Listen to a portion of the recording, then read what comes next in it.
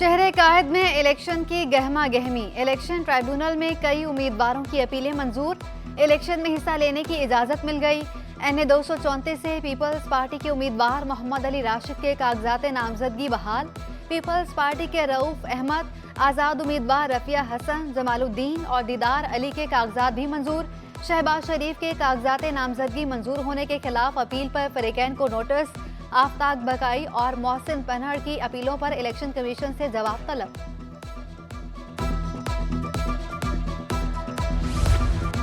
सदर मुमलिकत के बेटे अदाब अलवी PTI रहनुमा खुरम शेरजमान की भी सुनी गई। इलेक्शन ट्रिब्यूनल ने PTI उम्मीदवार अताउल्ला और फहीम खान के कागजात नामजदगी भी मंजूर कर लिए।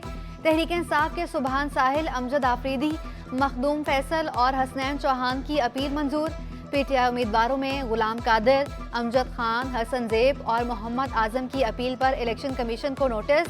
जाओ बाबा, इलेक्शन की तैयारी करो। इलेक्शन ट्रिब्यूनल का उम्मीदवारों से दिलचस्प मुकालमा। जस्टिस अदनानुल करीम ने रिमार्क्स दिए, महज मुकदमात की बुनियाद पर किसी को इंतखाबात लड़ने से नहीं रोका जा सकता। ट्रिब्यूनल सरबराह की इलेक्शन कमीशन की भी सरजनिश।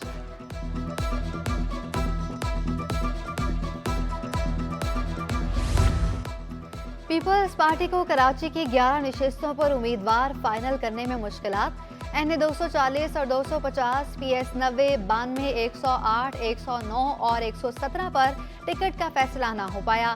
एक हल्के में एक से ज्यादा उम्मीदवार होने की वजह से ऐलान ना किया गया। पार्टी जराये के मुताबिक 2 से 3 रोज में उम्मीदवारों के हतमी नाम सामने आ जाएंगे। टिकट न मिलने पर नाराज उम्मीदवारों के हामियों का एहतजाज। टिकट मिलने पर लियारी में जश्न। यूसुफ बलोच का इलाके के मसाइल हल करने का अज़्म।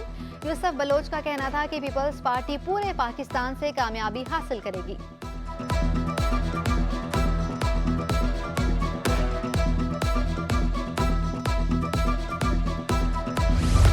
कराची में तहरीक इंसाफ को बड़ा झटका। PTI के साबिक MNA नजीब हारून MKM में शामिल।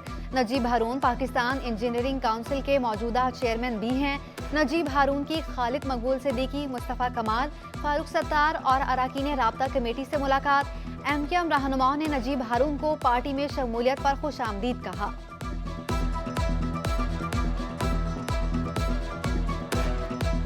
PTI ने शफाफ इंतखाबात के लिए सिंध हाई कोर्ट में दरखास्त दायर कर दी। वकला विंग के रहनुमा ज़हूरुद्दीन महसूद ने मौक़िफ़ इख्तियार किया। इंतखाबात में रुकावटें डालना आइन की खिलाफ वर्जी है। आइन हर शहरी को इंतखाबात में हिस्सा लेने का हक देता है। रहनुमा पीपल्स पार्टी रजा हारून सिंधी और उर्दू बोलने वालों में भी तकसीम खत्म करने के लिए पुरअज़्म। शहर की तरक्की के लिए चार्टर ऑफ कराची को जरूरी करार दे दिया। बोले, आसिफ अली जरदारी ने 90 के गेट पर इत्तेहाद की बात की। मुफाहमत के बादशाह तमाम फरीकैन को साथ बिठा सकते हैं। अनीस अहमद एडवोकेट बोले, माजी में जाने की बजाय आगे बढ़ना चाहते हैं। आने वाली हुकूमत पीपल्स पार्टी की ही होगी। जो लोग वक्त के साथ आगे बढ़ते हैं, जो लोग वक्त के साथ अपनी मंजिल को आगे की तरफ लेकर जाते हैं और आगे देख रहे होते हैं, उनसे हमेशा आगे की लुकिंग वे फॉरवर्ड। इस बात से हमें इत्मीनान है कि इस सूबे में न सिर्फ बल्कि इस पाकिस्तान में पाकिस्तान पीपल्स पार्टी की हुकूमत बनने जा रही है। उम्मीदवार वोटर्स की हिमायत पर हासिल करने के लिए सरगर्म।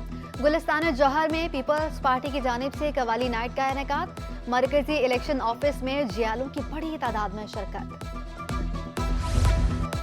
ग्रीन बसों की एक और खेप कराची पहुंच गई। पीपल्स पार्टी के सीनियर रहनुमा शर्जील इनाम मेमन ने कराची वालों को टाउन म्यूनिसिपल कॉर्पोरेशन लांडी के तहत मुफ्त IT कोर्सेज के टेस्ट। 2000 से ज्यादा तलबा तालिबात की शिरकत।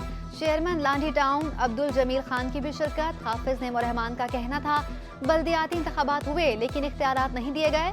शहर में जहाँ जहाँ जमात इस्लामी कामयाब हुई वहाँ पाक बन रहे हैं। आने वाले वक्तों में मजीद काम करेंगे।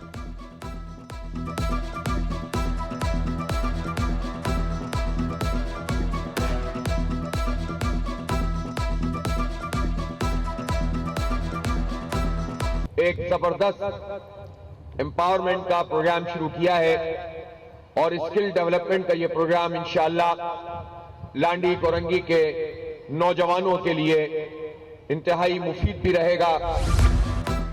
बदरी हाई स्कूल नौहत नासिमाबाद में रोबोटिक नुमाइश। 240 से ज्यादा तलबा तालिबात ने हिस्सा लिया। होनहार तलबा ने 17 प्रोजेक्ट नुमाइश के लिए पेश किए। मॉडल से मुतल्लिक देखने वालों को ब्रीफिंग भी दी गई।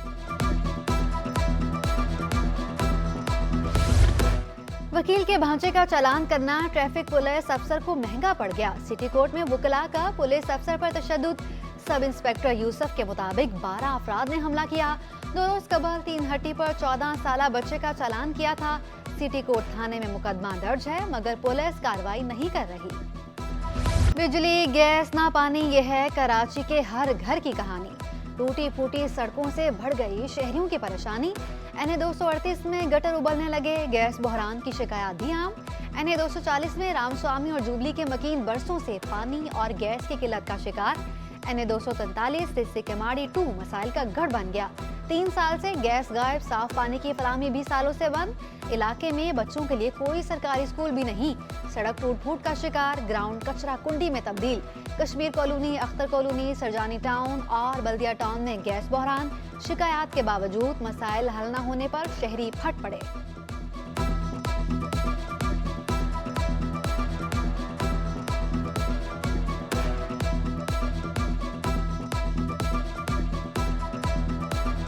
यहाँ गैस का बड़ा इश्यू है, ठीक है। यहाँ गैस नहीं आ रही, वो बोल रहे हैं जितनी कंप्लेनें हमने की हैं, कह रही है लोड शेडिंग हो रही है, लेकिन 1 मिनट के लिए भी यहाँ गैस नहीं आ रही। और उसकी वजह यह है कि यहाँ सीवरेज की लाइन बहुत ज़्यादा बढ़ गई है, तो उसकी वजह से पानी वो कह रहे हैं गैस लाइन, तो ये उनका इदारों का काम है, आके काम करें। हम अभी जब भी बिल आता है इतना बिल आता है, 3000 4000, अभी 9000 रुपए बिल आया। 3 साल हो गए गैस नहीं आ रही। इस इलाके में ना कोई रोड का मामला हल हो रहा है, ना कोई गटरों का मामला हल हो रहा है। सर्विस तो वैसे की वैसे ही है। अभी देखिए अब आधा इलाका हमारा बंद पड़ा हो। और नंबर 2, गैस 3 साल से नहीं आ रहा है। पानी को तकरीबन 1 साल हो गया और पानी देने वाले भी इसी गली के हैं, लेकिन हमें पानी नहीं मिल रहा है। जलालाबाद में कम से कम ना 13 घंटे की लोड शेडिंग की जाती है, जिसमें गैस नहीं होती, पानी नहीं होता। ये देखें हाथों में हमारे लकड़ियाँ जला के हम लोग खाना बनाते, किस तरह से चुन के छोटे बच्चे। और फिर जब ये लोड शेडिंग वाले बिल इतने लंबे लंबे भेज देते, और फिर ना उसके अलावा भरने के बावजूद कि मेरे बच्चे ने भरा बिल, उसके बावजूद काट के चलेगा। गैस की किल्लत से होटल मालिकान भी परेशान। LPG सिलेंडर और लकड़ियों का इस्तेमाल करने पर मजबूर। होटल मालिकान का कहना है मौसम सर्द होते ही गैस बहरान संगीन हो गया। गैस की फराहमी यकीनी बनाने का मुतालबा कर दिया। गैस बहरान से कारोबारी तबका भी चकरा कर रह गया। देसी साख्ता गीजर बनाने वालों का कारोबार मुकम्मल तबाह। दुकानदारों का कहना है गैस काफी महंगी और नायाब हो चुकी। देसी गीजर की कीमत 4 से बढ़कर 6000 रुपए हो गई। आयरन शीट 100 रुपए से बढ़कर 350 रुपए किलो तक पहुंच गया। NA 250 में बत्ती का गुल होना मामूल बन गया। नॉर्थ नाजिमाबाद के मकीन घंटों लोड शेडिंग बर्दाश्त करने पर मजबूर। इलाका मकीन इंतजामिया और हुक्मरानों से नाउमीद, बोले बिजली आती नहीं, भारी बिल आ जाते हैं। 13 घंटे की लोड शेडिंग से मामूलात जिंदगी बुरी तरह मुतासर हैं।